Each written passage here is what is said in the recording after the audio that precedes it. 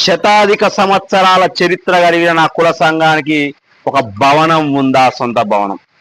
అఖిల భారత మహాసభ సందర్భంగా కోట్ల రూపాయలు వసూలు చేశారు. ఒక ఇరావత్రి అనిల్ కుమార్ గారి దగ్గర 26 లక్షల రూపాయలు చందాగా తీసుకొచ్చిన మీరు ఈ అఖిల భారత సంఘానికి, పద్మశాలి కుల సంఘానికి ఒక భవనం ఎందుకు కట్టించలేకపోయారు? సిగ్గుపడాల్సింది వాళ్ళు. సిగ్గుపడాలి. ఒక్కొక్కరు 20 ఏళ్ళ నుంచి 40 ఏళ్ళ నుంచి కుల రాజకీయం చేస్తున్నారు. అలాంటి సిగ్గు శరం లేని దద్దమ్మలు నా కుల సంఘాన్ని ఏలుతున్నారు. అటువంటి నాయకులు ఉన్నారు మన దగ్గర. ఎందుకంటే హైదరాబాద్ లోని ఒక సూరారం, అలా కంది శ్రీరాములు అనే ఒక వృద్ధుడు, అతనికి కూడా ఒక 70 ఏళ్ళు దాటిపోయాయండి. కానీ ఆ ఏరియాలో ఉన్న ఆ ఏరియాలో సూరారం అనే ఒక ఏరియాలో అందరు రోజు కూలీలు అండి, డైలీ లేబర్స్, అంటే రోజు కూలీలు. వాళ్ళ చేసుకుంటేనే వాళ్ళకి వెళ్తుంది. అటువంటి కూలీలను ఆయన చైతన్య పరిచాడు. ఒక్కొక్కరి దగ్గర చందాలు వసూలు చేసుకొచ్చాడండి.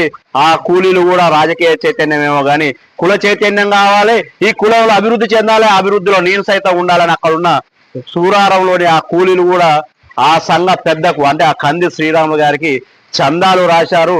వాళ్ళందరూ కలిసి కూడా అక్కడ చిన్న భవనం నిర్మించుకున్నారని. సిగ్గుపడాలే అఖిల భారత సంఘం నాయకులు, సిగ్గుపడాలే. ఇంకా శరం ఉంటే ఇమీడియట్ గా రిజైన్ చేయాలి.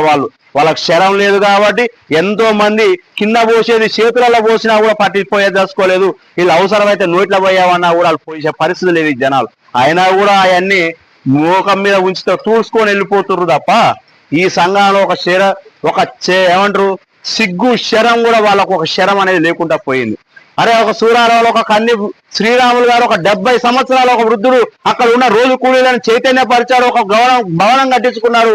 మరి మాకు ఒక కేసీఆర్ గారు ఇచ్చారు, ఒక కోకాపేటలో 2.5 ఎకరాలు ఇచ్చారు. మరి అటువంటి కోకాపేట భూమిలో మనం అంటూ ఒక భవనం కట్టించుకుందామని ఈ అఖిల భారత సంఘం నాయకులకు ఎందుకు రావడం లేదు?